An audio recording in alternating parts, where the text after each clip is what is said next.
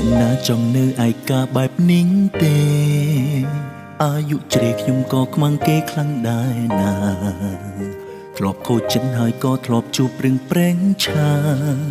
ជួបតែសង្សារមួយខែពីរខែគ្មានអ្នកណាចង់នៅម្នាក់ឯងម៉ងទេច្រណែនគូគេកាន់ដៃគ្នាស្និទ្ធស្នាលកាយាសួរពេលណាទើបព្រមបើកចិត្តទទួលយកសង្សារអត់ដឹងទេណាស្នេហាធ្លាប់ធ្វើឲ្យឈឺចាប់រូបម្នាក់ឯងទៅណាម្នាក់ឯងអត់អីទេមិនបាច់ទេទៅអន់ពលគេរឿងស្នេហានៅម្នាក់ឯងរងាបន្តិចតែគ្មានភាពឈឺផ្សា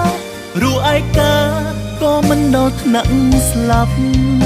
នៅម្នាក់ឯងញ៉ាំបាយម្នាក់ឯងមិនអីទេលែងយកពេលវេលាទៅបៀតមនុស្សសាវ៉ាធ្លាប់ឈឺម្ដងពីរដងបេះដូងលែងហ៊ានមានស្នេហាពាក្យសង្សារឮហើយខ្ញុំខ្លាច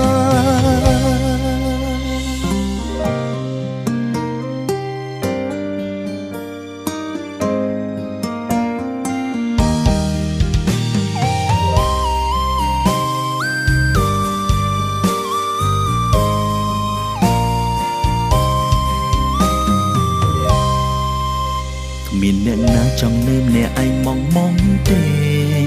ច្រណែនគូគេកាន់ដៃគ្នាស្និទ្ធស្នាលកាយាសួរពេលណាទើបព្រមបើកចិត្តទទួលយកសង្សារអត់ដឹងទេណាស្នេហាធ្លាប់ធ្វើឲ្យឈឺចាប់រូបម្នាក់ឯងទៅណាម្នាក់ឯងអត់អីទេមិនបាច់ទេទៅអន់ពលគេរឿងស្នេហានៅម្នាក់ឯងរងាបន្តិចតែគ្មានភាពឈឺផ្សារូឯកាក៏មិនដល់ថ្នាក់ស្លាប់នៅម្នាក់ឯងញ៉ាំបាយម្នាក់ឯងមិនអីទេលែងយកពេលវេលាទៅបៀតមនុស្សសាវ៉ាធ្លាប់ឈឺម្ដងពីរដងបេះដូងលែងហ៊ានមានស្នេហា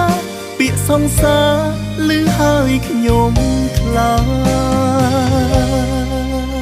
នៅម្នាក់ឯងទៅណាម្នាក់ឯងអត់អីទេលែងយកពេលវេលាទៅបៀតមនុស្សសាវ៉ាធ្លាប់ឈឺម្ដងពីរដងបេះដូងលែងហ៊ានមានស្នេហាពាក្យសង្សារឮហើយខ្ញុំខ្លាចឯងទៅណាម្នាក់ឯងអត់អីទេមិនបាច់ទេទៅអន់ពលគេរឿងស្នេហានៅម្នាក់ឯងរងាបន្តិចតែគ្មានភាពឈឺផ្សារូឯកាក៏មិនដល់ថ្នាក់ស្លាប់នៅម្នាក់ឯងញ៉ាំបាយម្នាក់ឯងមិនអីទេលែងយកពេលវេលាទៅបៀតមនុស្សសាវ៉ាធ្លាប់ឈឺម្ដងពីរដងបេះដូងលែងហ៊ានមានស្នេហាពាក្យសង្សារឮហើយខ្ញុំខ្លាច